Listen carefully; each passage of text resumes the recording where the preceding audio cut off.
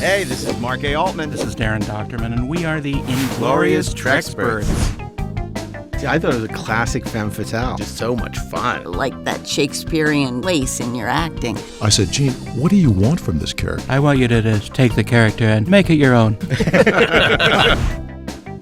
I had a good time on the film. On day one, the movie was already $15 million over budget. We started this movie without an ending. That's like painting yourself into a corner. I don't think we've ever had a Star Trek captain on our show. Being, as you said, number one on the call sheet, it is a producer's position if you're going to take it seriously. I was so glad they didn't cast me as Lorca. You famously wrote that script in 12 days. On one level, I wrote the script, and on another level, the story was written by everybody and his brother. New episodes every Saturday, wherever you listen to podcasts, or download the Electric Now app. Keep on trekking. Ingloriously, of course. Back before home video, the 430 Movies famous theme weeks gave us a chance to see classic movies and new favorites. That spirit lives again. Join us now for the 430 Movie.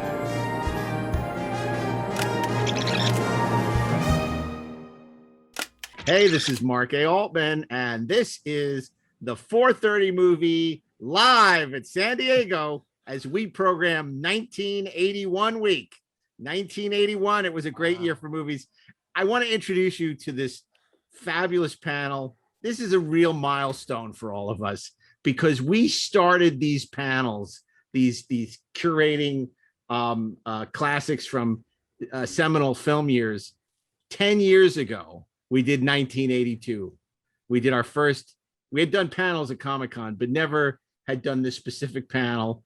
It was a huge success, the 1982 panel, greatest geek year ever. Then we did 1983, greatest geek year ever. Then we did 1984, greatest geek year ever. And we hit for the cycle. We got to 1989, and it was so great that they didn't hold Comic-Con for the next 2 years because what could top that great panel? So now we're back for Comic-Con at home with 1981. We a lot of thought went into this because we're like, do we go to 1991? Do we do 30? It was 30 years ago, or do we go back to 1981 and go back 40 years in the Wayback Machine? Well, it didn't take long for us to come to a consensus. It was going to be 1981 because the 80s are way cooler than the 90s. Sorry, millennials.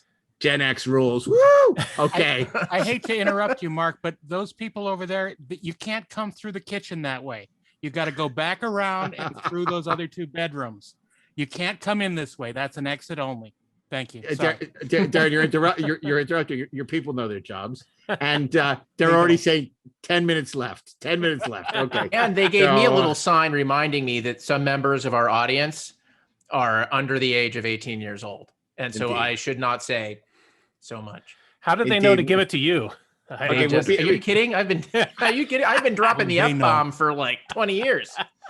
Well, first, before we get into this 1981, what a wonderful year it was for movies, I want to introduce you not only to your regular Comic-Con stalwarts, but your 430 Movie podcast hosts.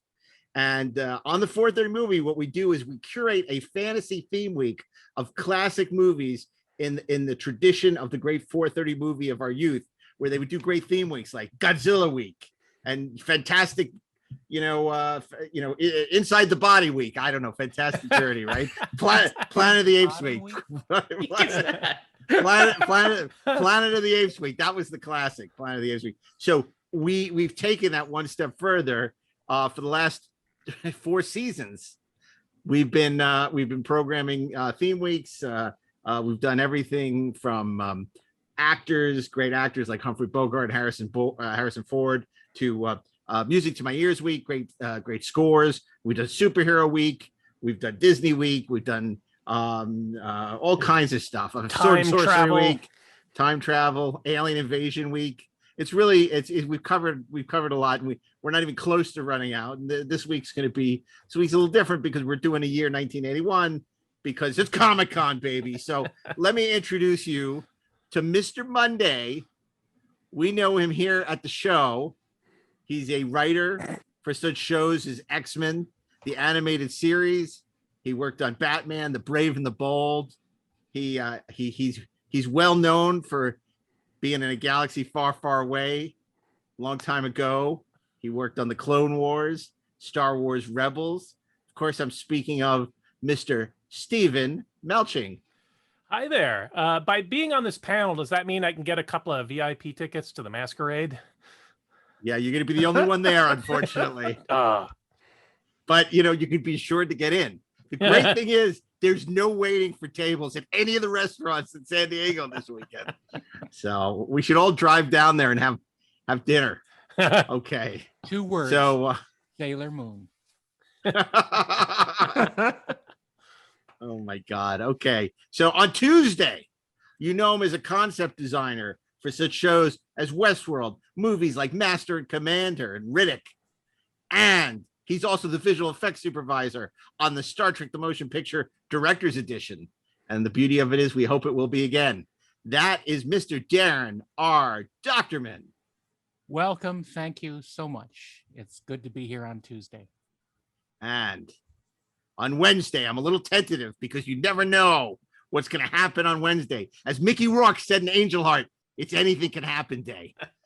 And that, of course, he is the showrunner of DOTA, Dragon's Blood. I like to say Dragon's Domain, but Dragon's Blood on Netflix.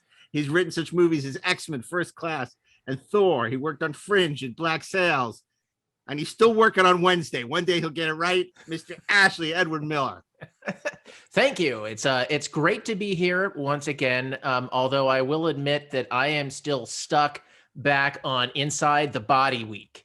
And I am really trying to get my head around that one. Working on my pick as we speak. So behind the green door count that week. It was a long drive down from Los Angeles. I had a lot of traffic on the Comic-Con. I barely made it. I went to the wrong room. I was in 6A and I was supposed to be in 6DE. And so I'm very confused. I'm just very different than my normal state. I'm just fascinated to find out and count how many times Mark uses the word curate tonight.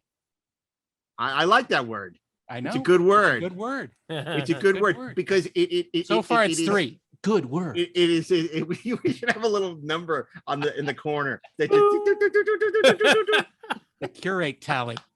Because I think curate is a word that reflects people of certain expertise that it's informed guidance. It's informed guidance. It's a good way of putting it, as opposed to just throwing a bunch of crap against the wall and seeing what sticks. So also known as Wednesday. Also known as algorithms. So I'm a big fan of curated content. And of course on Thursday we have the showrunner of many of your favorite shows. Where is he? Including Pandora, and he also is the producer, writer of Free Enterprise, and author of so many oral history books that you can't count them anymore. His name is Mark A. Altman. Oh, thank you. Behind the green door. I had a feeling you were going to go there. No, it's books, for instance, oral history. I thought oral histories of Star Trek, the 50-year mission from St. Martin's Press, Velman hardcover, digital, and audio, and just hitting stands this month. Very proud of it, particularly Secrets of the Force, an oral history of the Star Wars saga, the entire Star Wars saga in one book. Also audio, hardcover, audio, and digital. And last year was Nobody Does It Better. I was so excited to come down to San Diego and talk about it, but there was no San Diego, so I didn't get to talk about it. So before we talk about 1981, which is really a pretty remarkable year for movies, as I think we're going to discover, I just want to talk about, because we are doing this live on tape for Comic-Con, and I just want to talk about how special Comic-Con is and how much we miss it and how much we're looking forward to being back next year with all of you live and in person. I don't think we'll be complaining about waiting for a table at any restaurants or because it'll just be so nice to be back at Comic-Con. What's a Comic-Con memory that you have, Steve Melching? Oh, dear God. I mean, I've been coming down, I want to say 93 was my first Comic-Con. I drove down for the day. And then I think 94 was the first time I stayed overnight for a Comic-Con. And I think by 95 or 6, I was there for the whole thing. And I haven't missed one since then. And you know, I was really sad to miss last year because of the pandemic, but looking forward to coming back whenever it's back at full strength. I probably won't be at the low calorie special edition Thanksgiving weekend. Not a great weekend for that for me, but oh gosh, so many memories. I you know, a lot of them are the kind of things you don't want to talk about in a podcast. They're just too weird. I've just seen so many people, including someone that worked on my choice, my pick for the week. I saw him at Comic-Con a couple times. So okay, great. Well, we'll talk about that. It's so much fun. I just love shopping in the dealer's room for cool. In the days before eBay, especially when you could actually kind of get your hands on the things and see stuff you hadn't seen in decades, old collectibles and stuff, and seeing all kinds of great guest speakers telling stories. And it's really remarkable to see how Comic-Con has evolved. I mean, I remember the speculator mania of the 90s, where there were all these huge comic book companies that no longer exist, like Techno Comics and Big Comics and all these people, you know, and you know, and then it became, huge movie companies were there, and then it became about television, and now you sort of see video games making their entree and virtual reality, and it's really incredible the way that it mirrors the popular culture. And you know, I've been going like you since the early 90s, and it's remarkable because as much as it changes and evolves, there's something very special because there's something for everyone there. And now, you know, I find my kids, just as I felt like, oh, you know, how many more years am I going to keep going? You know, my kids are so anxious. They had such a great time going to their first Comic-Con, a couple years ago. And then, of course, the pandemic put it on hiatus. But they can't wait to go back and to go to the masquerade and hit the dealer's room. I can wait for them to hit the dealer's room and things like that. So, it's just been a wonderful opportunity. And, of course, I can't even count how many panels we've done over the years. Obviously, something really special that we've done every year is the Starship Smackdown. And I know we felt there were times where we're doing 2 of them a year, and sometimes we would do even 2 over one Comic-Con. We do Robot Rumble and Starship Smackdown. So I do like the idea that when we come back next year, we'll be coming really fresh. It'll be like 2 years since we've done, a Starship Smackdown. We're gonna have all new jokes by then. It's gonna be great. Right. I feel like we're gonna need a good like Rocky 4 training montage, to get back into shape for Starship Smackdown. Oh my God, and some special guests. For sure. I think we're gonna have to bring some real Starship captains to that one. Okay, so Daren Dochterman, what about you with special Comic-Con memories? Well, I mean, for me, the experience was not mainly the exhibition hall, but hanging out in the various watering holes of the local hotels, specifically the Marriott next door. We had an encampment in the Green Bar in the North Tower, and it was so much fun. Of course, the most famous time that happened, we were sitting there, we got a VCR from somewhere, and we're watching Star Trek episodes at 2 a.m. And our friend who was hanging around, Dan Poole, Spider Dan Poole, who made this amazing fan film of Spider-Man, where he's doing all these stunts himself and nearly killing himself, jumping onto cars and swinging from buildings, real buildings. Insane, but he's so much fun to hang out with.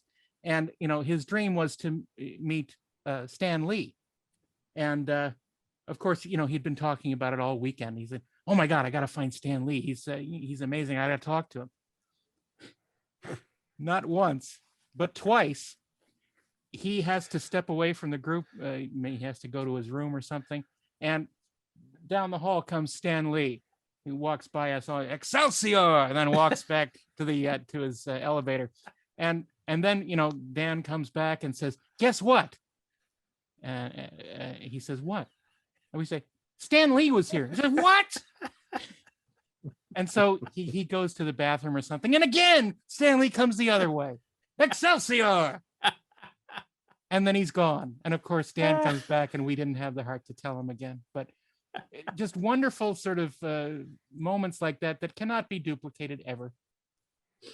Yeah, no, absolutely. I mean, I have such fond memories of, promoting our first movie there when we had Free Enterprise at Comic-Con, and so many opportunities to be there with different TV shows and different movies, and so meeting so many people. There's this great sense of camaraderie among your fellow geeks, for lack of a better word, and it has, it's been very special. And for those of us in the business, there's also a lot of business that gets done there. It's almost like a trade show.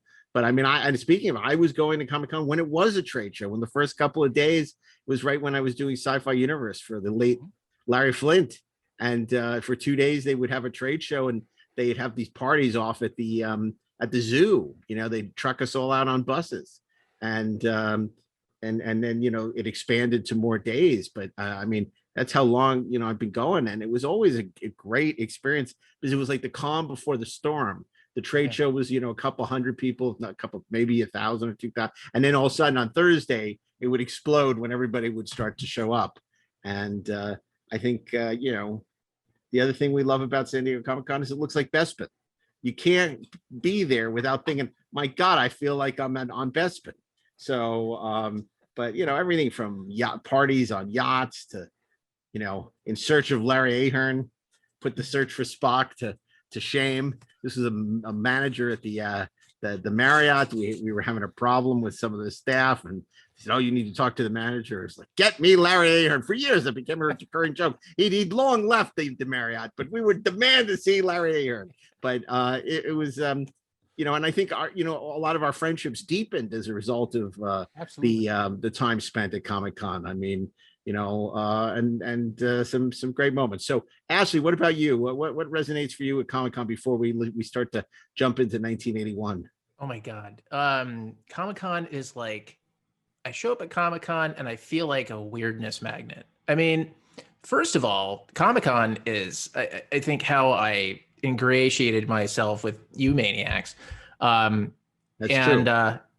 And which I am so incredibly thankful for, but I can point to so many strange little incidents, like the time that I was pressed into service impersonating a celebrity to get into a party, successfully impersonated the celebrity, and then found myself in a limousine with an executive who thought I was the celebrity.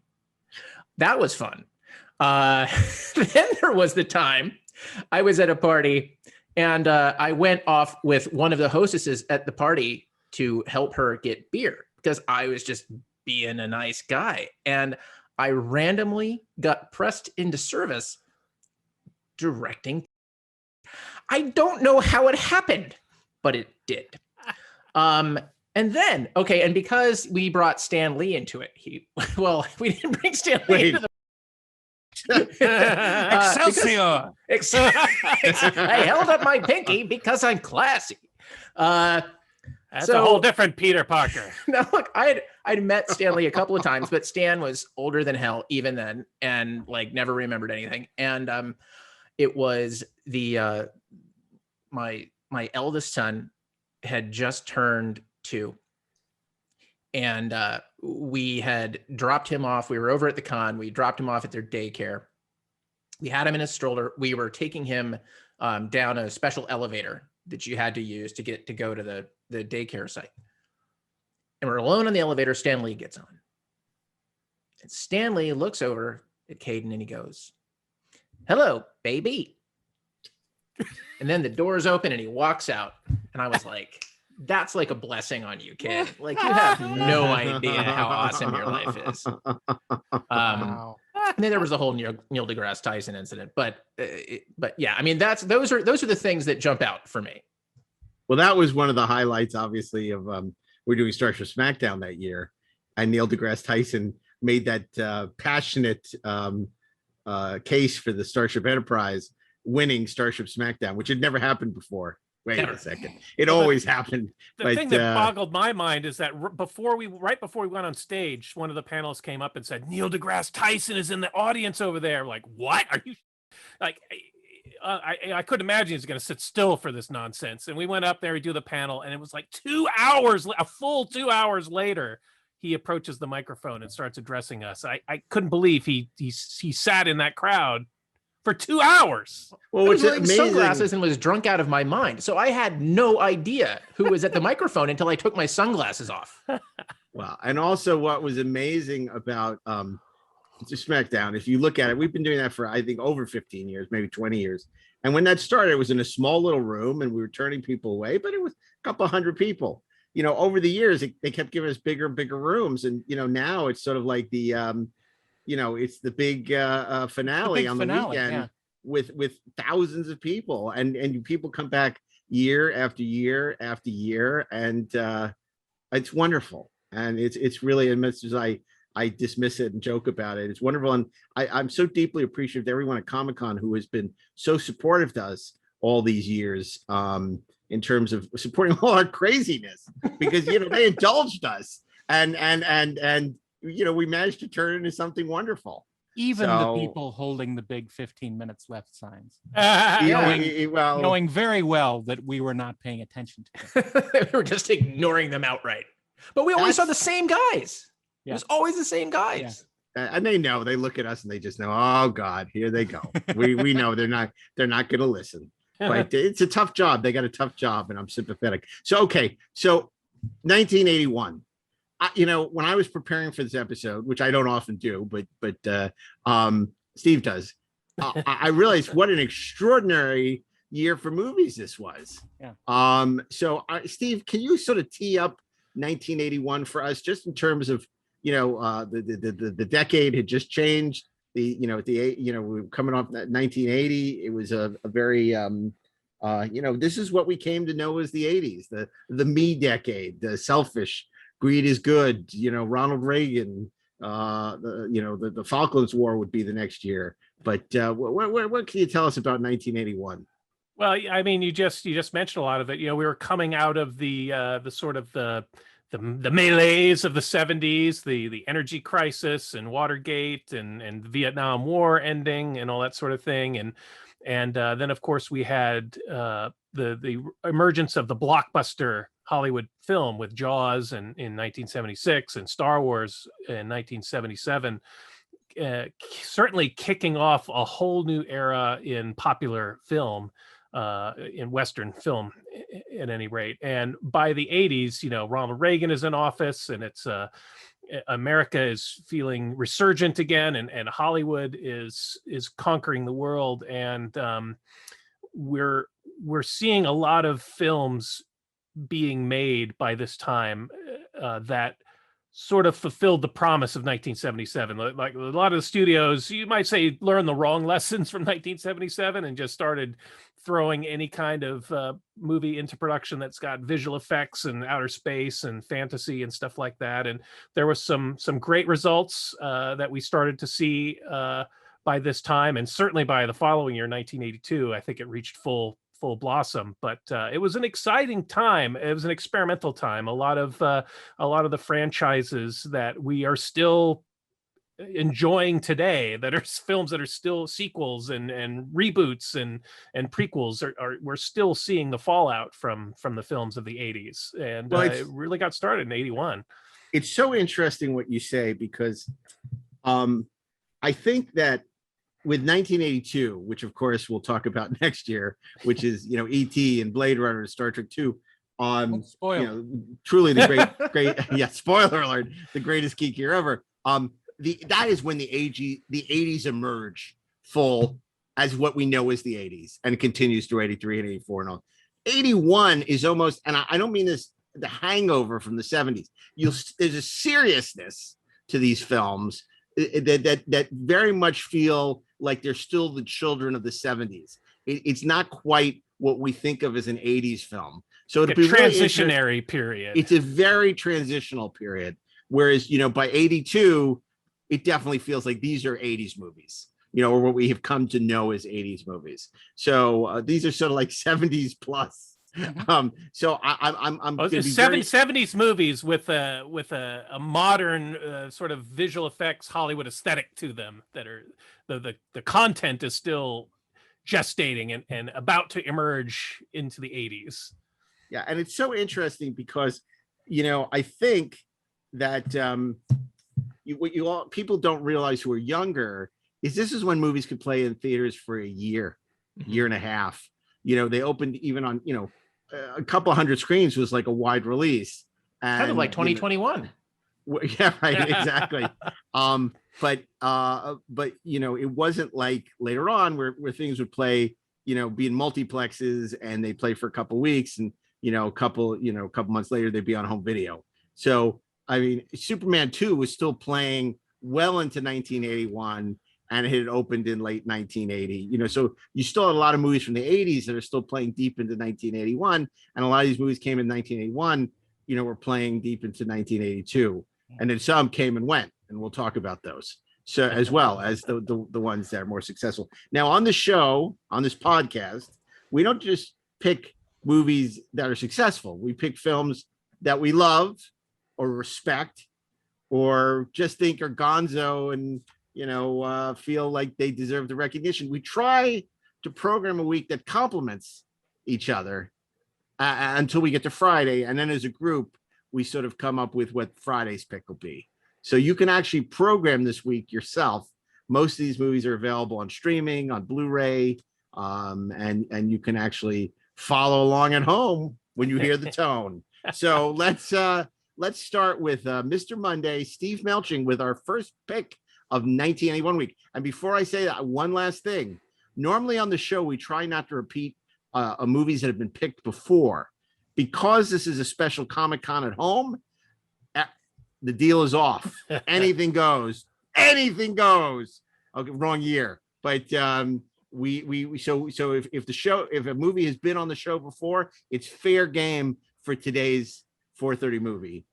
Yeah, we can't for Comic-Con. We can't go with one hand tied behind our back. We got to come full throttle. And it's worth noting that a lot of these movies, have been picked on the show before, have been selected. So we really didn't want to limit ourselves by saying that they were, off limits. So Steve, with that said, tell us what we're going to be watching on Monday. And I also want to point out that none of us knows what anyone else is picking right ahead of time. There's no advanced planning. So, if I pick a movie, we ourselves don't know what we're picking. That's true. Until the moment. Sometimes I might pick a movie that Mark was going to pick, and Mark will have to think of a new pick by the time it gets to Thursday. So and times people will pick a movie that I'm going to pick. Never been a problem. Steve and Daren, yes, you never. All right, so for Monday, my choice is a movie that for listeners of the podcast, sometime last year I told a story about my epic journey. My 7-mile walk through the Northern Virginia summer heat to see The Empire Strikes Back at a movie theater. That I just really wanted to see Empire again, and so me and my friends spent several hours walking to this theater. My pick I saw the following summer at the same theater. Didn't have to walk to it. I got my mom and dad to drive. And no dead deer. No dead deer for this one. Oh, okay. So my pick is a big adventure, a rollicking adventure story about the power of God that stars Pat Roach. And of course, I'm talking about Clash of the Titans, an epic mythological tale of Perseus and his efforts to save Andromeda and the people of her city from the power of a wrathful god and the wrath of the Kraken. And this was and when we talk about the 80s being a transitionary period, I think this is a great example because this is a film that was made. Clearly, the studios wanted to capture some of that mythological magic that made movies like Star Wars and Superman big hits at the box office. So hence the robot owl. We got a robot owl that they claim. Ray Harryhausen swears that he invented this before Star Wars came out. I am skeptical of that claim, but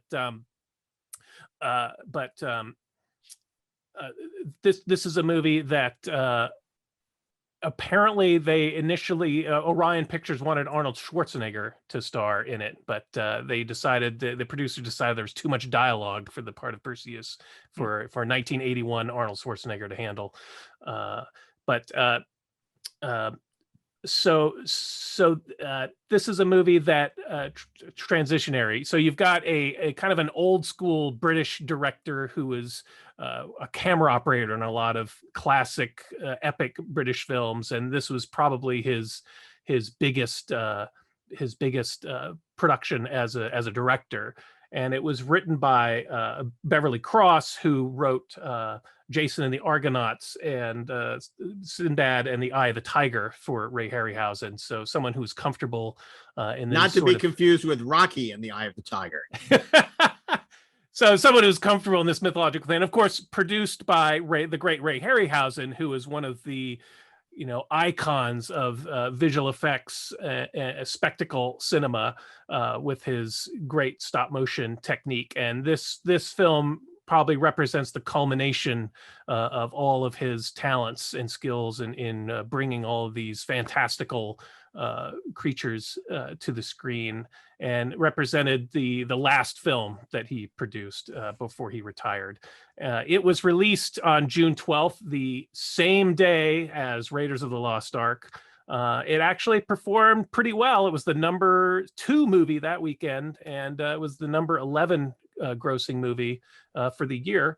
And I'd say it was a movie that was a lot of fun. I saw it at least twice in the theaters, maybe even 3 or 4 times, because I was at an age when I was hungry for these kinds of epic, visual effects, adventure tales. And it's goofy, it's corny, but it's great. It's got a great cast. Young Harry Hamlin. It stars Laurence Olivier, talking about a transitionary period. You've got these great British actors like Laurence Olivier, Maggie Smith, and Claire Bloom, and Burgess Meredith cast as so that there would be another American actor in it. So Get in there, audiences would get think him, it's- Perseus. You know who puts butts in seats? Burgess Meredith. Burgess Meredith.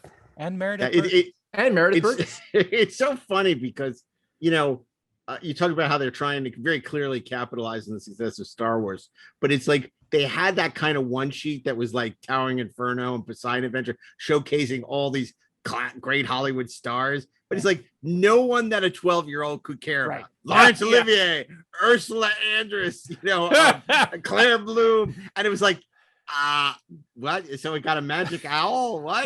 The parents will go for the cast. The kids will go for the owl. I was deep into my Dungeons and Dragons phase at this point also, so this is perfect. There's all these monsters in it, and swords and shields and people turning invisible and all that kind of stuff. I'm amazed for a movie that had, at least in Brooklyn, that had no one saw and no one was talking about, and that was super lethargically paced and boring, that Release the Kraken has become this huge pop culture staple that everyone knows, because I never felt that Clash of the Titans in any way entered the zeitgeist. You seem to have a much bigger, it was successful and people loved it. And that was not my memory of the original Clash of the Titans. Well, I was a big Greek mythology nerd and just mythology Me nerd too. in general, right? like the way my kid can talk about freaking dinosaurs, I could talk about mythology, right? So I was super excited. I read the novelization. I didn't get to see it in the theater. Like I saw it on video.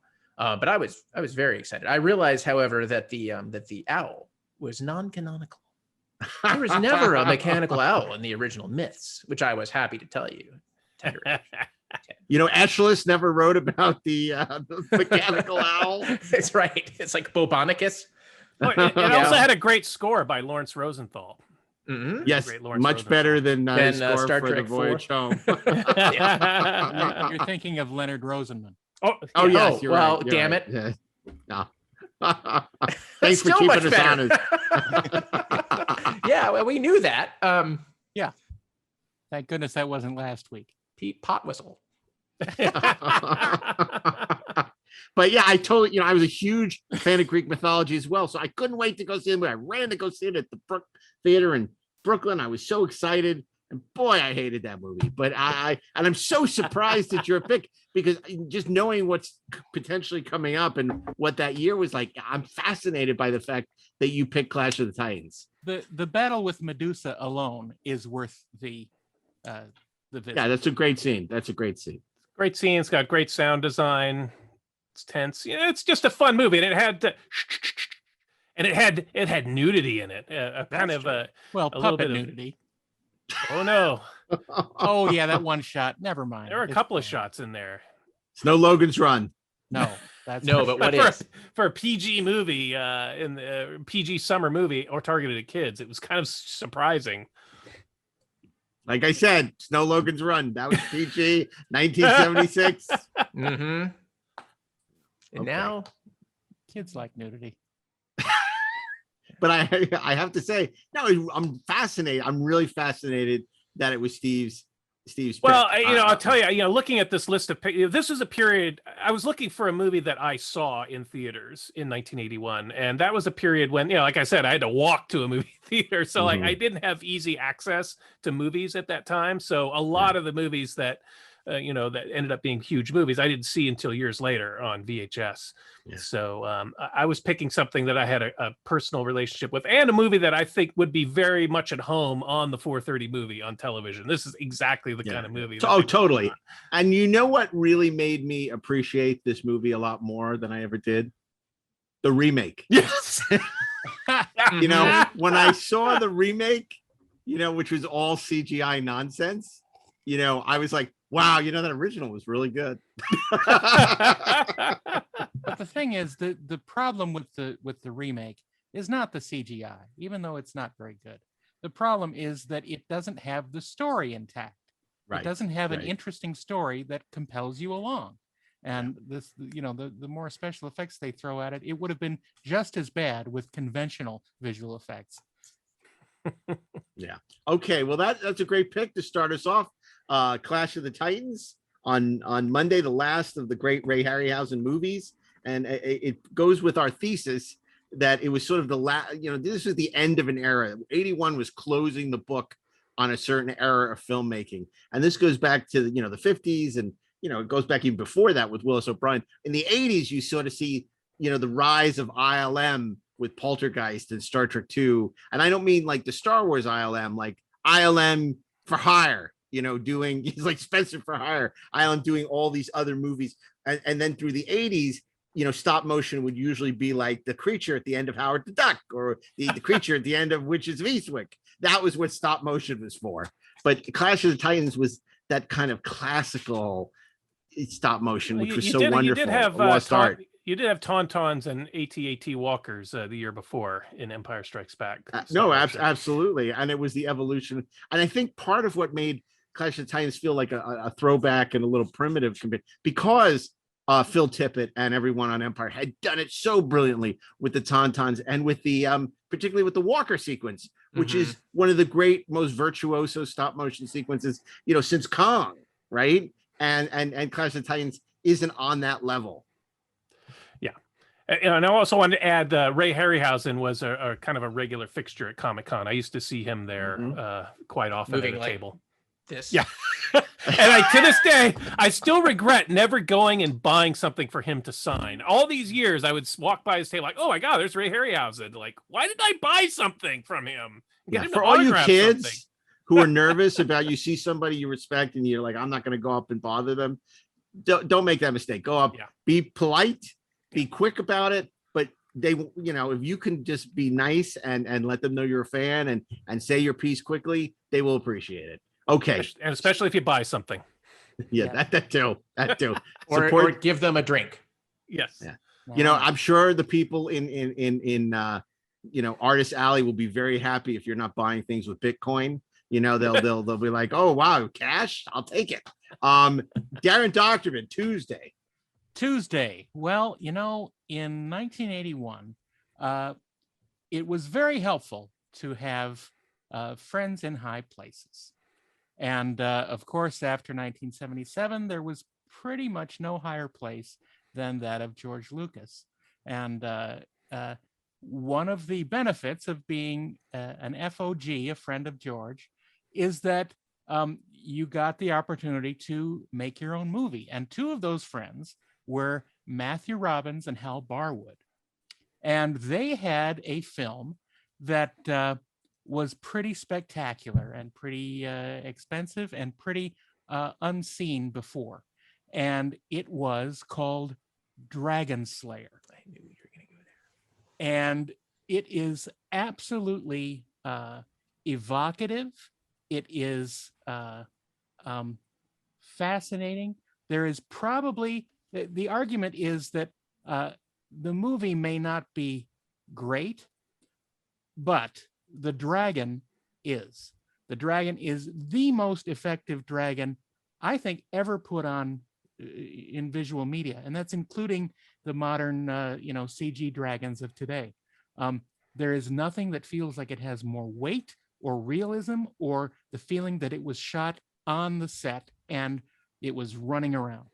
It's unbelievable. Some of those shots inside the caverns where it lives are so amazingly done that it is frankly unsurpassed even today.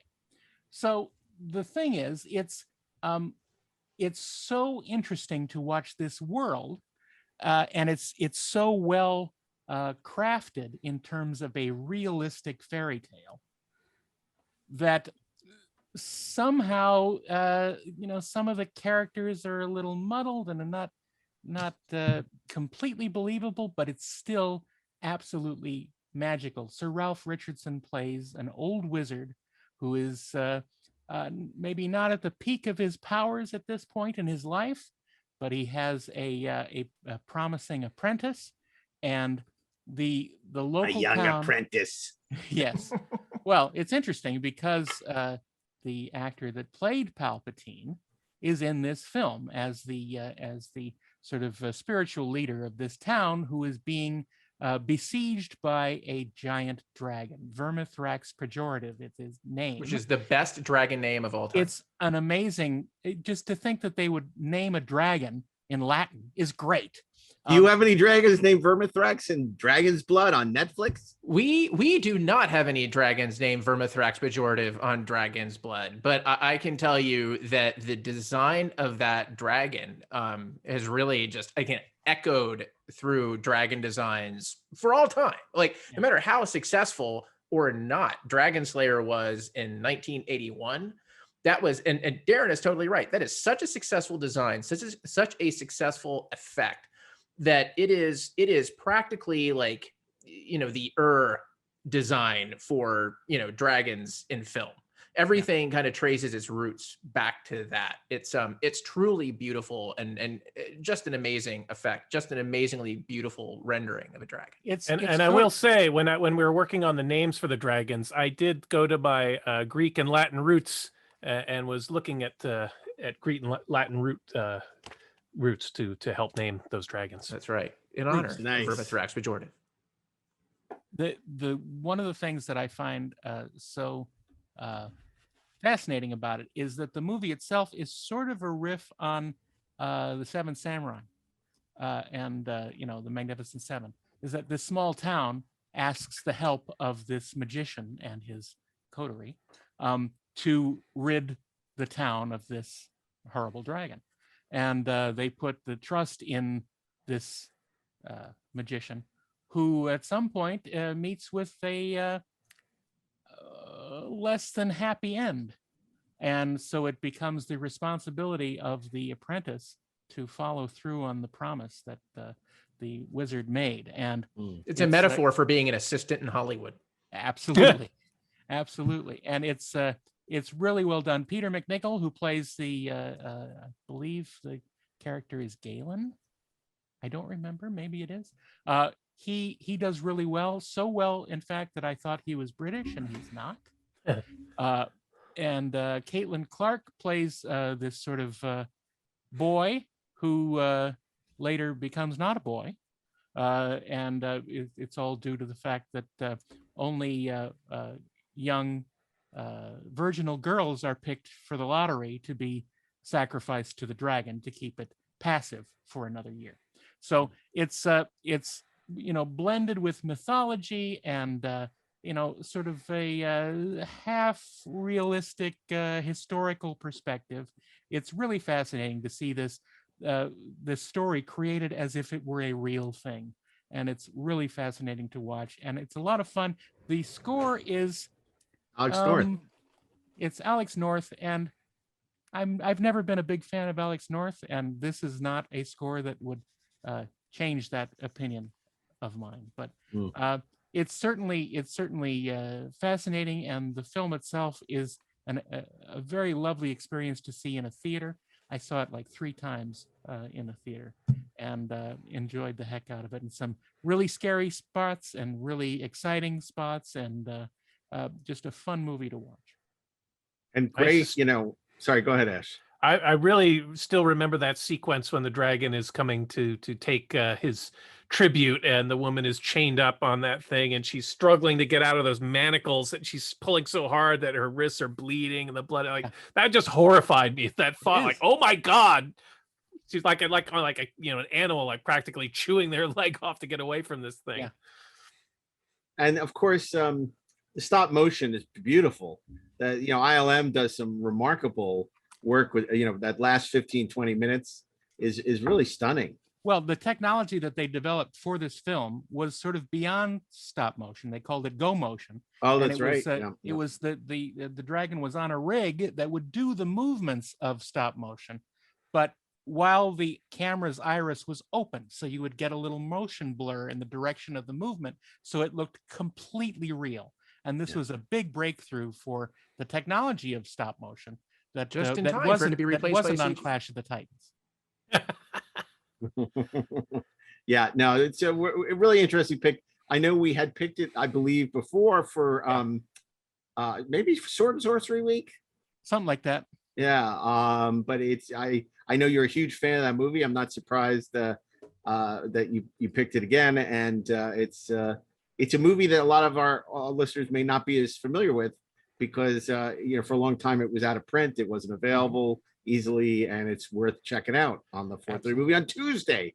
And I'll remind you, Mark, it was you who picked Clash of the Titans on Sword and Sorcery Week. No, I didn't. Yes, you did. Are you sure? I'm positive. Steve Melching, of course he's wait, sure. on Sword and Sorcery Week, I picked. No, you know what? I think that was when we didn't do Monday, Tuesday, Wednesday, Thursday, because we had revolving days, and then we locked into Monday, Tuesday. Then we locked into Monday, Tuesday, Wednesday, Thursday. I must have been a different day, because I did not pick that. Or It must have been a different person. Yeah. Well, it was our 4th episode. So yeah, we would still have not have locked in yet. Yeah, so we I don't think, because we were every week people would have a different day. That was before you became Mr. Monday. And Ashley became Mr. Wednesday. And speaking Mr. of Hump Mr. Day. Wednesday, yeah, that. So Ash, what cinematic genius have you for us today? I don't suspect Condor Man is going to make an appearance. You know what's funny about that? You're right. Although Condor Man gets filed under the list of movies that I didn't see until I saw them on video, but I read the novelization because I was desperate to go to the movies, but never really had the opportunity except for on very special occasions. So when I went to the bookstore, I would always buy the movie tie-in novels and read them. That was as close as I got sometimes. And now, you're developing the TV series for Disney Plus now. Dude, I would you know what? Disney Plus, call me. You got my number. I'll do Condor Man for free. It's the Wrath of Condor Man. The Wrath of Condor Man, exactly. So when I sat down to begin this panel, I had one idea of what I wanted to do, and then I got really inspired by Daren's pick, by Steve's pick, because what I realized is the theme that's really emerging for this week is not just 1981. It's that we were boys of a certain age. Mm-hmm. And we were affected by these films in a different way at that time than perhaps like if we kind of do a critical look back. If we were doing like the AFI's list of like the top 5 movies of, 1981, I think we would be programming a different week than what we're programming. And this is really about the experience of being who we were at the time. Okay, so let me tell you about a movie. I definitely saw it for the first time on video. And the first time I saw it on video, I could barely see it because the signal was all wonky. Now, I know that this is a movie we've picked before, but the signal was all wonky because it was on HBO, but I was highly motivated to watch it because it was like nothing I had ever seen. It had amazing music and it was animated, and people were like getting slaughtered right and left, and like there was chicks, and like I just didn't know what to make of it. And I am talking, of course, about in many ways for people in the animation industry, people who work in the area of adult animation. It's the holy grail, man. It's the thing that we all talk about. It's the thing that we all want to do for all of its, for all of its warts, and it has some. 1981's Heavy Metal. Oh, I thought you were going to say The Fox and the Hound. I was going to say The Fox and the Hound, right? I'm a fox. I'm a hound dog. This is the saddest movie you're ever going to see. You're going to be freaking traumatized by the holy that movie. Can we not talk about The Fox and the Hound? Because I did see that in the theater and I'm still recovering from it. Heavy Metal is an anthology. It's an anthology of stories that were taken from Heavy Metal magazine. And here's what makes it special. Not only was it really, look, there had been adult animation before. Certainly guys like, Ralph Bakshi were out there, fighting the good fight, and I guess smoking the good stuff, like trying to make things that mom and dad would not want, young Ashman to go out and see. Okay, this was already happening. So it wasn't new under the sun in that way. But where Heavy Metal really succeeded was it took these great little science fiction and fantasy stories and horror stories that had been published in Heavy Metal magazine, and it adapted them to animation. It gave them a wraparound story that was super cool, and then it went to that next level, and it took heavy metal music, right? Which in 1981, heavy metal was the ultimate in transgression, right? And we're not talking like, this wasn't the era of Poison, right? This wasn't like, the era of, of hair bands. This was freaking Blue Oyster Cult, man. This is like when heavy metal was heavy. And they were fearless in terms of how they married that music to what was happening on screen. There is, I think I would be willing to guess that one of the most popular sequences in the film follows the crew of a B-17 on a bombing mission, the worst night of their lives, as they're getting shot up and there are zombies, and Don Felder's Taking a Ride is playing in the background, and it is just awesome. What makes all of that adaptation unique is that there's an actual effort to adapt the visual style of the artists who had originally created the material for Heavy Metal magazine. So the segment about Den by Richard Corbin looks very different from the section that follows Bernie Wrightson's Captain Stern, right? Or follows like, I think the closest thing that Heavy Metal has to a franchisable character, Tarna the Terrakian, right? All of those things, just they kind of work together in this amazing, fun little stew that like we still feel the effects of. I mean, my God, Netflix just released the second volume of Love, Death, and Robots, which is kind of like if you wanted to do heavy metal, but you didn't want to pay the licensing fee. Like that's what we're talking about. That's like, and it's funny because that's another theme I think that emerges for this week, that heavy metal lives on in the culture in this very strange way, in the same way that Vermithrax Pejorative lives on in the culture in a way that you would not expect, in the same way that Release the Kraken lives on in the culture in a way that you would not expect. That 1981, these movies, Heavy Metal, Clash of the Titans, Dragon Slayer, like are kind of these stealth elements of pop culture, which are just awesome. They're indelible. And on top of that, Heavy Metal kicks ass. I could go on about it for days and days. I won't. I'll just say that I love it and I am proud to program it for Wednesday, 1981. Cool. I don't love it, but I respect it tremendously. And in fact, we did a show a little while ago called Music to My Ears Week, where we did great movie scores at Elevator Movie. And the irony is, to me, it's not the heavy metal that's great in this movie. It's Elmer Bernstein's amazing score. And in fact, I wish we'd picked that for Friday instead of Stripes, but because it's such a great score. But I remember I had a Tarna. I had the one sheet for heavy metal in my room as a kid. It was that, Conan, a Psycho 2, and Revenge of the Jedi. But I remember that one sheet very well. And it's like I was fascinated by heavy metal, but I didn't love heavy metal. But it's a great pick, and it's so unique. Movies like that aren't getting released now. Well, you're doing stuff like that for streaming TV. But yeah, like you said, that was that was the North Star of adult. And even though Ralph Bakshi had been doing stuff throughout the 70s, I mean, the thing that people, I think, of our generation, heavy metal was more than Fritz the Cat, more than Fire and Ice. It's just Cat Stalker. I would definitely tell you that that I am the thing that I'm chasing on my show is always heavy metal. Like, it would never occur to me to tell you, oh yeah, and like Fire and Ice. Like, I mean, Fire and Ice happened, sure, but it's just not the same. Yeah. No, it's amazing. There were always rumors of a sequel. They did do one many years later, but that was not good.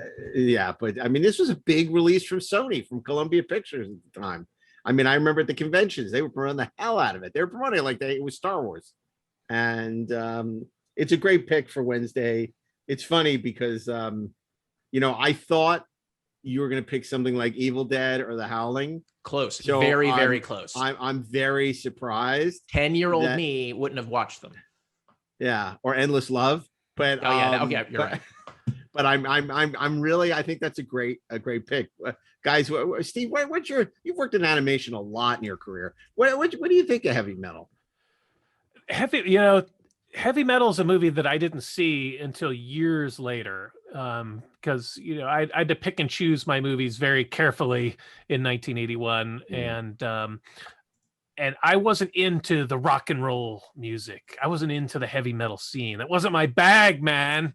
So I saw the poster, and I like Dungeons and Dragons and stuff like that. And I remember seeing that poster all over the place. But there was something about it that felt a little scary to me, and that's probably what appealed to Ashley about it. Where Ashley was drawn to it, I was a little afraid of heavy metal. So it felt kind of I don't know, dirty and violent and grown up and like I don't know, I was wary of it for many years. So it wasn't until probably at least 10 years later before I finally saw it. And I think it's great. I really enjoy it now. It's really interesting, all the reasons that Ashley gave, and I wish that I did give it a chance back then. But I hadn't seen it until HBO either, because it was an R-rated movie, and it was not one that I was going to get the parents to take me to.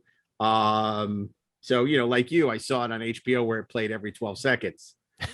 So but that's we got to do our HBO week, movies that played when we were kids on HBO every three, with Risky Business and Bachelor Party and all that stuff. Okay, so that's Wednesday, great pick, which brings us to Thursday.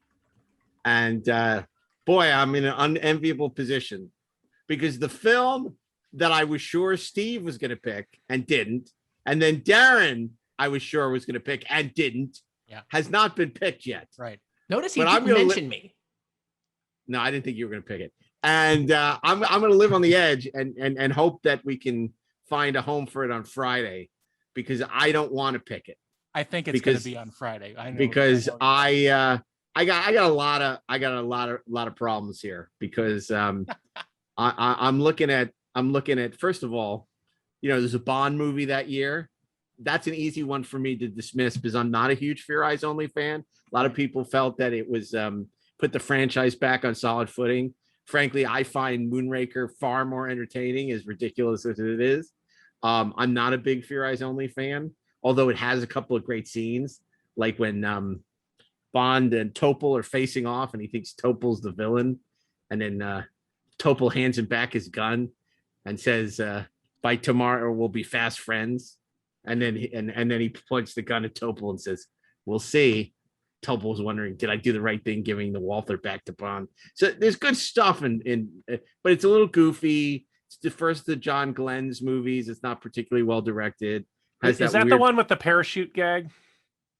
No, that's Spy Love Me. Spy Love Me. No, Okay, this starts with the faux Blofeld. I'll buy you a delicatessen, Mr. Bond. Just for that, I can't pick it. I'll buy you a delicatessen in stainless steel. Mr. Bond! Keep your hair on. Okay, so we're not going to... Look, there's a movie I picked before for one of our Halloween weeks. Of course, that was American Werewolf in London, John Landis's horror comedy classic. I'm not going to pick that. There's Albert Brooks's answer to Annie Hall, Modern Romance. Wonderful, but we only got 5 slots, and I ain't picking Modern Romance. It's tough. I mean, it's really tough. I mean, there are movies I picked before. Guilty Pleasure Week, I picked Looker. I'd be out of my mind to pick it today. Then you have to listen to me, sing that song again by Susad. She's a looker. And so we don't want to do that. We want to spare you that. So now is where it gets tough. Now, if I was going to be like you guys and try and go against the grain, I just say, I throw caution to the wind and say, okay, fine. I'm going to pick Legend of the Lone Ranger. Phil Fraker directed it, the great DP. But I can't because it's terrible. And I'm never picking a movie with Clinton Spilsbury as its lead. Sorry. Luckily, you only have one choice there. Great John Barry score. Maybe I should have picked it for Music to My Ears week, right? Okay. So here's the thing. I'm down. Michael Caine week, we didn't pick the hand for a reason. Guy going like this, cartoonist, go around. Oh, my hand. It's like, come on. Really? That was the first movie that we had a bootleg of when we got our first VHS machine in 1982. So for some reason, we bought it used from this guy who had taped the hand off of cable TV. And that scene was horrifying to me. It was ridiculous, but like just him flailing around, my hand in the blood. And like, oh my God. I can relate. I didn't have a bootleg. It was one of the first things I rented after Sharky's Machine on Warner Home Video in that green case. And I watched it and it was awful, but that scene haunted me. It amused me to no end and haunted me at the same time. Who would have thought that Oliver Stone would eventually become an Oscar award winning filmmaker, one of our most talented directors? Not me, not after seeing the hand. He talks about, I have so much respect for him as I read his book, Losing the Light, his memoir, which he wrote. It came out earlier this year, or the end of last year. And he talks about the hand at length. And I had so much respect for him because, it's easy to talk about Platoon and Wall Street, and all these great movies he made, but he actually gets into the hand and he spares himself no pain. And I gave him a lot of credit for that. Okay. So now we're to my picks. It's tough because I'm down to 2 picks. One I absolutely adore, which I only later saw on home video. I didn't see in the theater. So, and it was written and directed by one of my favorite writers. It was a thinly veiled remake of Double Indemnity, but he denies it. So I'm going to give it to the other film that's more original because Body Heat, it was, let's face it, it was Double Indemnity. It's great. William Hurt and Kathleen Turner are amazing. It's a brilliant thriller. It's beautifully directed, a gorgeous John Barry score. But you know what? Hey, we're at Comic-Con. So I'm going to go with the film I did pick for Sword and Sorcery Week. And that is John Borman's brilliant movie. Dun, dun, dun, dun. I'm tempting to do Carl Orff there, but I can't do it. Excalibur. Wayne's World thing. One land, one king. One pick. Excalibur. And have to evoke the charm of making. Excalibur was a loose adaptation of La Morte de Arthur. It is a 3-hour, a serious R-rated Arthurian legend. It's the first R-rated movie I ever saw in a theater. It is great. It is great, and the cast is a little weird, but if you look quickly, you'll see Patrick Stewart with hair. You'll see Liam Neeson. A lot of people in very early roles. But Nicole Williamson. If you're not blinded by the shiniest armor ever committed to film. Yeah. But Nicole Williamson steals the movie as Merlin. He is so good and has so many great lines. Ride the dragon's breath and you'll take on the visage of the Duke. It's so it's so good and it's so grounded and real. It just feels in a way it's a precursor to Game of Thrones. I actually went to HBO Max and I was talking to one of the development execs. I said, is there something you want to do? I said, yeah, I want to do Excalibur as a TV series. They said, no, we're doing like 9,000 versions of Game of Thrones. We're not interested in doing Excalibur. But I want to do Excalibur. But I love Excalibur. I think it's great. It has an amazing one sheet. Oh yes. Is that which Bob Peak? I had in my office for many years. It's absolutely gorgeous. Not to be gorgeous. confused with the planet Excalibur. No, because that is silicon based. Yes. This is not silicon based, and Abraham Lincoln is not in Excalibur, whereas he was on Excalibur.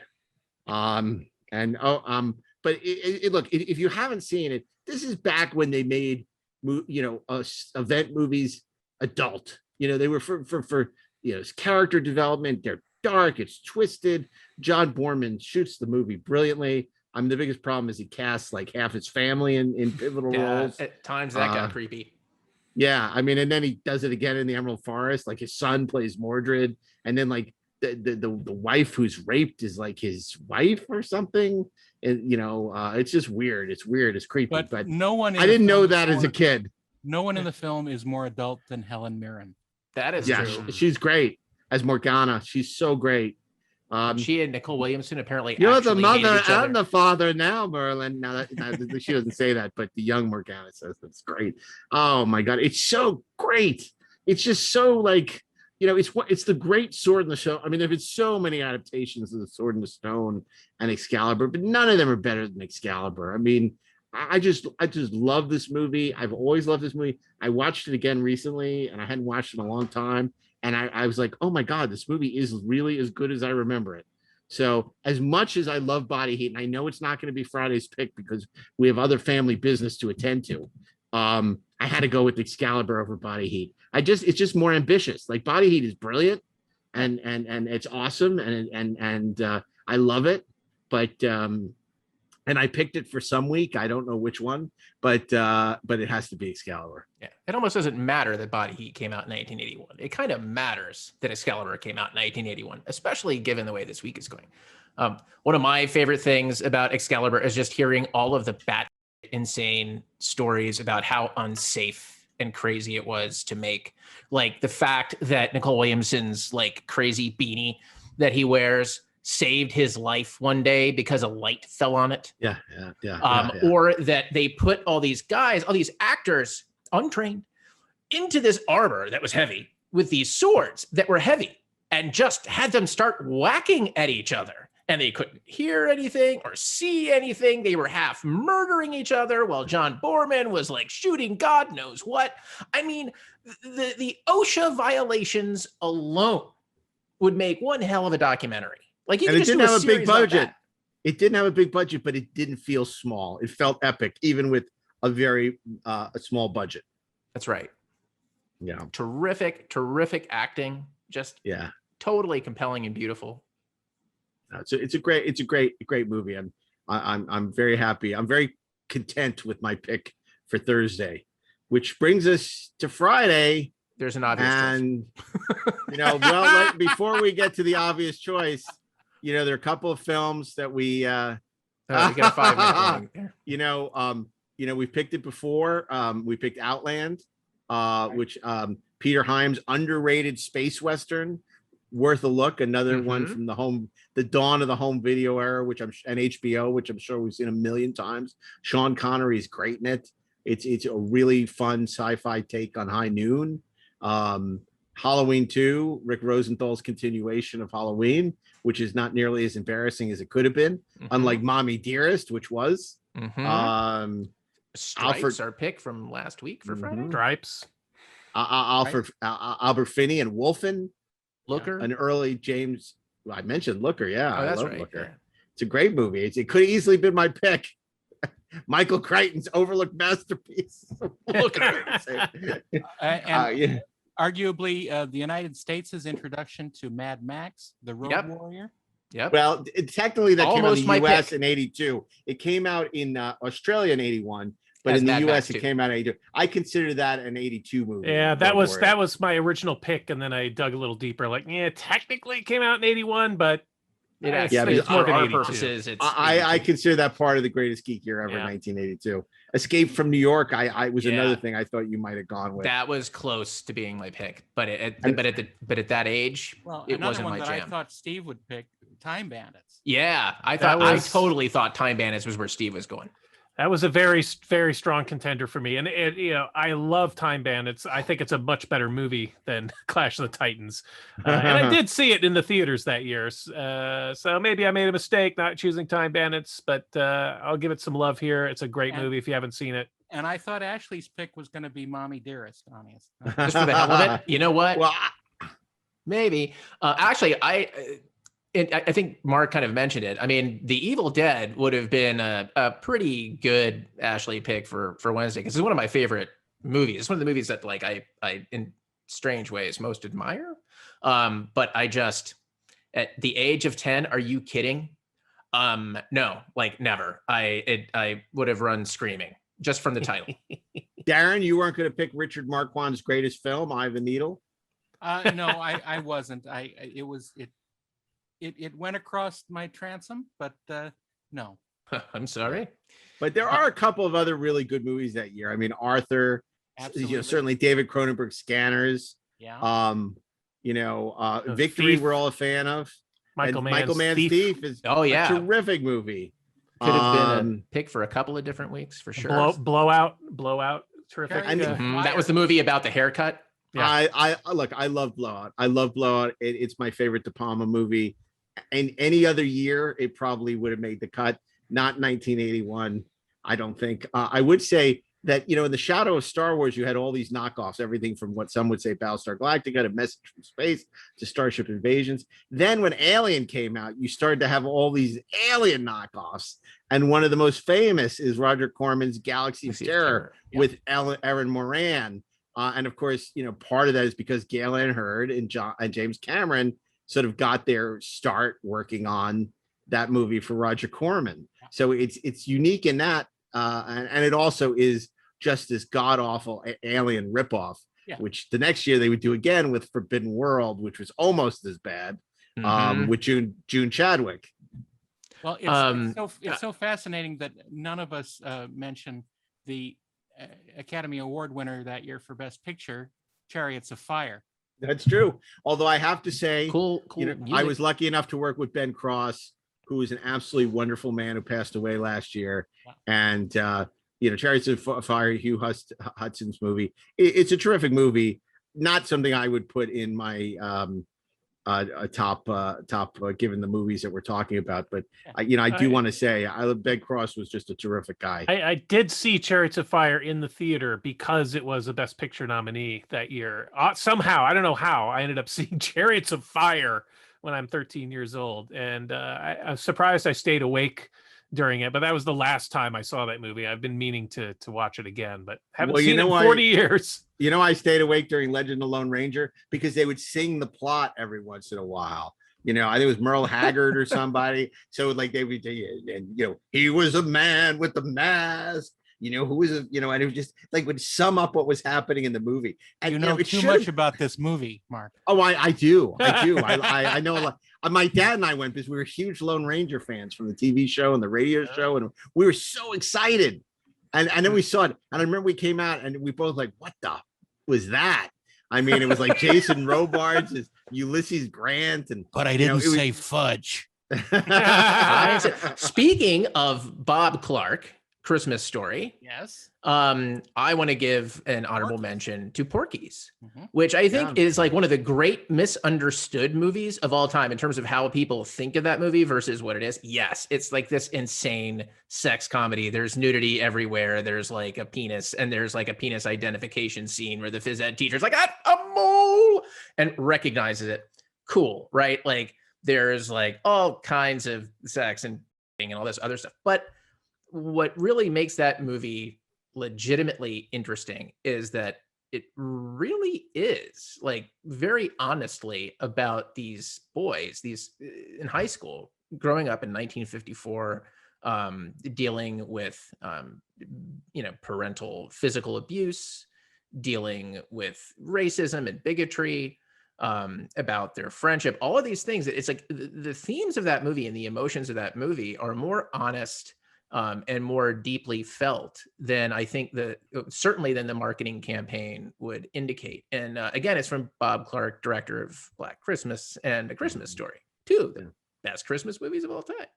No, Porky's was a huge film at the time. It was super. People can't understand, and that set off that huge teen-sploitation boom of the 80s because there were so many. Because it was like horror movies, they could be made really cheap, and they all did really well. So you had a ton of these Porky's knockoffs all through the 80s. And Porky's was the thing that really set it off. Set off those films. I remember another film, 81. I don't think it's great. The Postman Always Rings Twice remake. Bob Rafelson directed it. The thing about that movie I remember is they were really, touting the big love scene, the sexy love scene between Jack Nicholson and Jessica Lange. But the only thing I remembered about that movie was, oh my God, Core was in it. John Kalikos was the guy in it. So I'm like, oh, hey, that's Baltar. So that was what was memorable about The Postman Always Rings Twice. I got to give a shout out to a movie that I remember seeing on the video rental shelf, and I rented it on the basis of the cover art, which was so great. I'm talking about Tom Savini's Knight Riders, which is the picture is this guy in black knight armor with a morning star sitting on a motorcycle. I remember renting that movie. And it's just this crazy sort of Mad Max meets Excalibur kind of movie with guys fighting each other on motorcycles. It's nuts. And we got a name check Victory, if only because it's the only movie that ever starred Sylvester Stallone, Michael Caine, and Pele. Yeah, but it's much better than it sounds. Yeah. Also passes the HBO test. Probably not a day in 1981, 82 went by without Victory being on at least once. It was like Ted Lasso of 1981, only different. And a smaller movie that I'd never really heard of until Ashley mentioned it in our writer's room a couple years ago, Southern Comfort. Walter Hill, Interesting little violent little movie. And then Lily Tomlin was in The Incredible Shrinking Woman, which is not a particularly great movie. Sort of a comedic version, but that was back when like The Incredible Shrinking Man aired on the 4:30 movie all the time, and everyone knew that movie.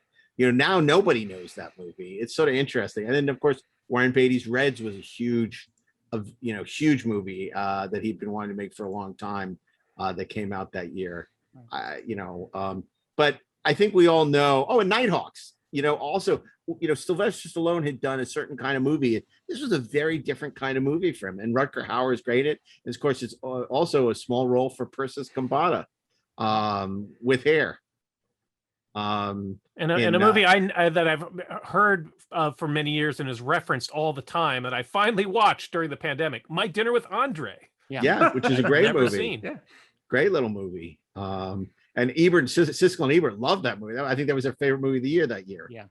It's a wonderful, wonderful film. But I think we all know, there's one film we have not mentioned. Arthur. Under the Rainbow. Under the Rainbow. Carrie Fisher. So. Yep. Tarzan the Ape Man. Oh my God. Remember when that came out? I worked at a video store in that era, and boy, so many people would want that film because Bo Derek was huge after 10. But there was like all these people would want to rent this awful Richard Harris and Bo Derek. And it was the first time Jane was the star of a Tarzan movie, and it's awful. It's unwatchable. Yeah. But boy, that was popular. That was very popular on the video store circuit. I can tell you that. But yeah, Daren, you were saying there's one film other than Gallipoli that we haven't mentioned. Right. And it's listed incorrectly on IMDb. Yeah. Yep. Dark Knight of the Scarecrow. Unfortunately, this trend that happened when the studio started renaming the first movie in this, I consider it a trilogy. It's under I, because Jehovah begins with an I. It's they call it Indiana Jones and the Raiders of the Lost Ark, but we know better that it is only Raiders of the Lost Ark, released in June of 1981. Yep. And it's 40 years old now. It's older than Indiana Jones. And it just came out on 4K UHD from Paramount. What can you say about this movie other than the fact it's one of the greats? Blindsided everybody. Mm-hmm. So the greatest movies of all expecting time. This. Yeah, it was an incredible surprise. You saw a little bit of chat about it during the marketing for Empire Strikes Back. You saw the stories of George Lucas building his Skywalker Ranch in Newsweek magazine. And there was a little blurb about, and his next project is this thing, Raiders of a Lost Ark with Steven Spielberg. And that was it. Yeah, apparently, we all talked about this. We thought it was, at least I speaking for myself, and we talked about Noah's Ark. I thought it was about Noah's Ark. Because I knew the Sun Classics movie. It's such a historic Noah's Ark. And it looked like a cowboy looking for Noah's Ark. Yeah, that's what I thought too. Like, clearly, boys, we were wrong. This was a wonderful thing to be completely surprised by it. Completely blindsided. Yeah. Because you go in because it's Lucas and Spielberg, knowing nothing about, and John Williams. It's the big three, right? Han Solo. And Han Solo. So the big four. So you go in knowing that's all we knew. All we knew. And you knew no idea what this movie's about. And from the very beginning, where Spielberg's hiding the ball, and you just see the feet and the whip and no faces. And then all of a sudden, the guy goes for the gun to take out Indiana Jones, and he whips it out of his hand, and he turns around into the light, and we reveal his face. I mean, it's so great. So great. It is virtuoso filmmaking of the first class. It takes sort of a third-rate C-list genre, of the pulp serials of the 30s, and turns it into art. It is one of the great adventure movies of all time. It is brilliantly written. And talk about setups and payoffs with, snakes and the Jovitos and, just everything. Oh, it's so good. And it also reminds us that Nazis are bad. That's right. For those of you people who don't remember. And it holds up to this day. I mean, I've told this story before, but taking Caden to see it a couple of years ago, right? When he's like 8 years old, we went to see it at the ArcLight. Oh God, the ArcLight. And he had never seen it before. And first of all, he loved it. And his reaction to the moment when, the guy comes out with swords and he's swinging him around and Indy just goes and shoots him. That kid jumped out of his chair, cheering and laughing and looking at me like, Dad, can you believe what we just saw? And I went, this movie works. This movie works, man. And it shoots with all barrels full all the time, and it's so smart, it's so inventive, it's so witty and so creative with very little. This was Spielberg proving that he could make a film under time and under budget. His 1941 had been hugely over budget, hugely over schedule, and a big failure. Monstrosity. Yeah. And if Raiders hadn't worked, Spielberg may not have gone on to the career that he had. Absolutely. Absolutely. This was his proving ground to prove not only to Hollywood. That Jaws wasn't a fluke and Close Encounters wasn't a fluke. Exactly. And such sharply drawn characters. I mean, just terrific. Even the happy accidents, one of the most famous stories in movies, how Harrison Ford got a stomach bug. And so he shows up, and there was supposed to be this huge action scene where he fights the swordsman, and all he wanted to do was go back to his hotel and go to sleep. And he says, what if I just pull my gun and shoot him? And it's one of the great scenes in the history of movies. Yeah. And it were happy accidents. Amazing. And just incredible stunt work, the likes of which, we rarely see. So many great set pieces. Yeah. And I love the recycling of the gag where Tote comes into the tent, and they take out the hanger, and it looks like he's going to torture, and it just turns out to be, because it didn't work in 1941. So Spielberg does the same gag, but this time to much better effect. And one of my favorite movie transitions of all time, Truck? What truck? And then you cut to the truck. There's no screwing around. You're just truck. What truck? And then you're with the truck, and you're. Well, and then that John Williams and then music. that cue, Yep. right? Yeah. The Desert Chase. How many times did you listen to the Desert Chase on vinyl? I When wrecked the you album. know, yeah, totally. I mean, and that was always my favorite cue was Desert Chase. Yeah, because that was the cue that they used in the TV commercials.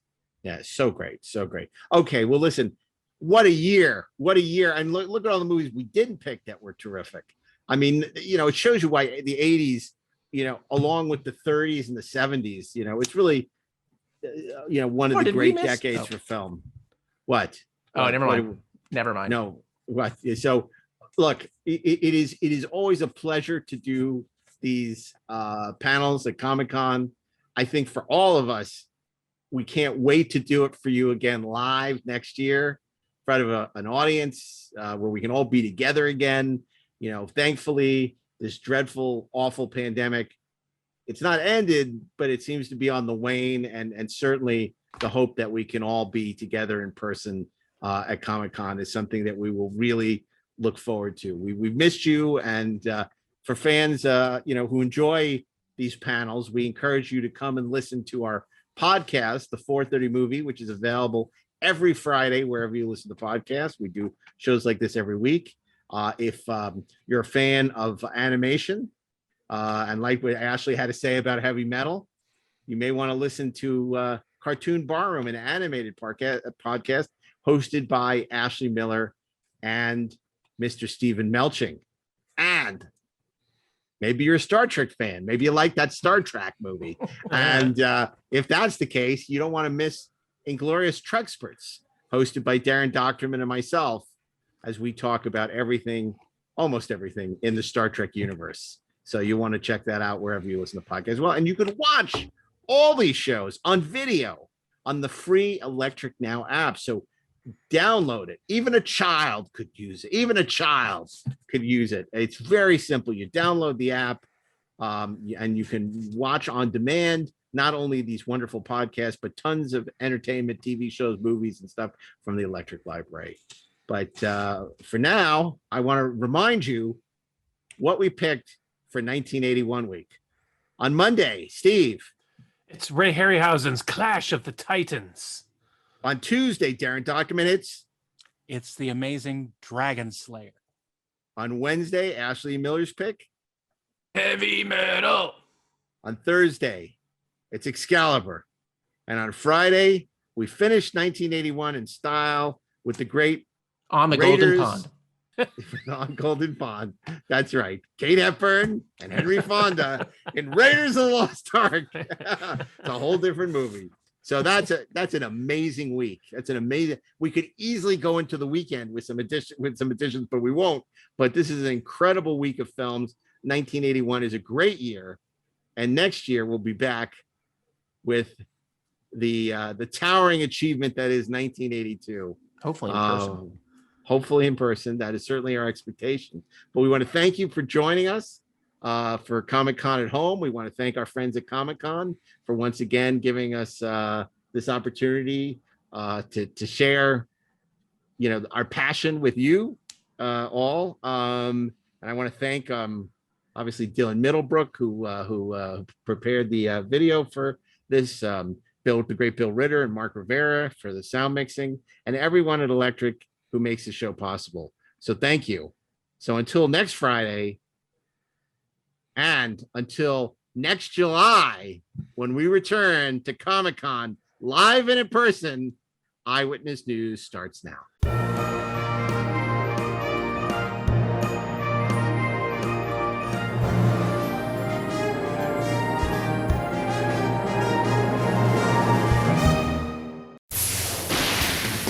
Hello and welcome to Best Movies Never Made, the podcast where we talk about interesting and infamous movies that never made it to or through production. Most of the time, the movies you're trying to make don't get made. Like 4 of them may happen, 1 of them may happen, none of them may happen, and I'll be attached to 3 more things by end of summer. Turn the script into something resembling like Unforgiven with Conan. Yeah. Sadly, the rights expired and the whole thing just like went away overnight. New episodes will be available every other Monday. We won't see you at the movies.